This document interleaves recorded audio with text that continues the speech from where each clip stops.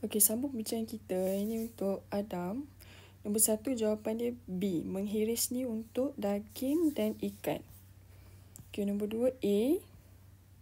Nombor 3, D. Nombor 4, C. Okey, untuk nombor 4 ni,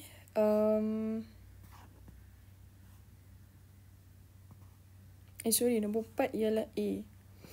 C ni salah. Dia menjalani kehidupan yang tenang, bukan jalan. Okay, so yang ni ialah A.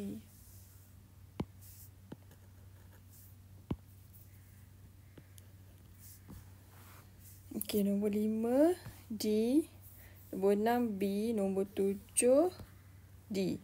Okay, ini salah. Bukan memotong, potongan. Potongan ni kata nama, noun. Memotong kata kerja, verb.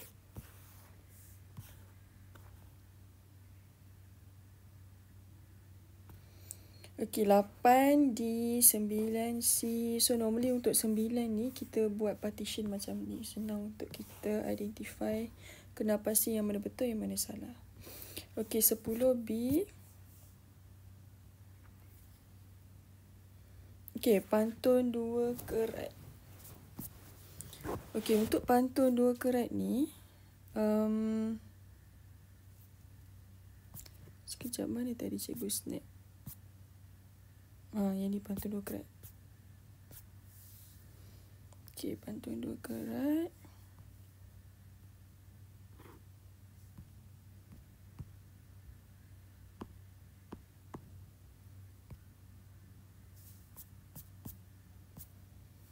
Okey, dekat sini.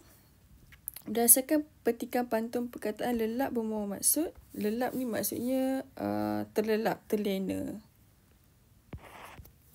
Rangkap kedua pantun ini menyatakan bahawa rangkap 2 ini, orang yang asyik berselimut akan menjadi orang yang kuat tidur. So, A lah jawapan dia.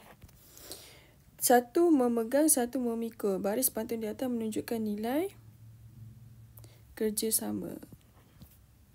Buah sintang, buah senikul. Gaya bahasa yang terdapat dalam baris pantun di atas ialah buah sintang, buah senikul yang ni. Repitasi lah. Sebab dia repeat perkataan buah. Berdasarkan rangkap keempat. Rangkap keempat. Sikap yang harus diamalkan dalam kehidupan ialah. Rangkap keempat maksud dia, seorang yang tidak mahu berusaha atau berikhtiar akan menghadapi kegagalan. Ini 1, 2, 3, 4, 5. Ngebas perak tembaga suasa, malas bergerak, tidak merasa. Yang harus diamalkan rajin lah. Sebab dia malas, so apa yang kita kena buat rajin. Okey, yang ni kesalahan kesalahan ejaan. Itu sepatutnya ini. Berlakon, berlakon. Kayu-kayu, kayu, daripada. Okey, subjek, seluar ayat itu. Subjek ni 2. Pelaku siapa yang buat. Predikat dijahit oleh kakak. Subjek buku rujukan bahasa Melayu. Predikat sudah saya beli.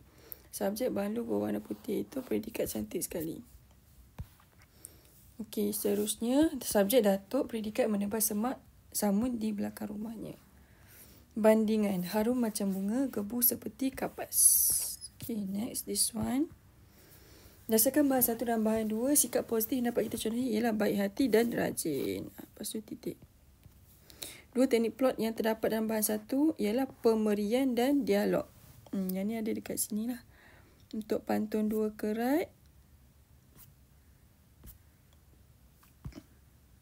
Ini pemberian dan dialog. Pantun 2 kerat yang dekat belakang.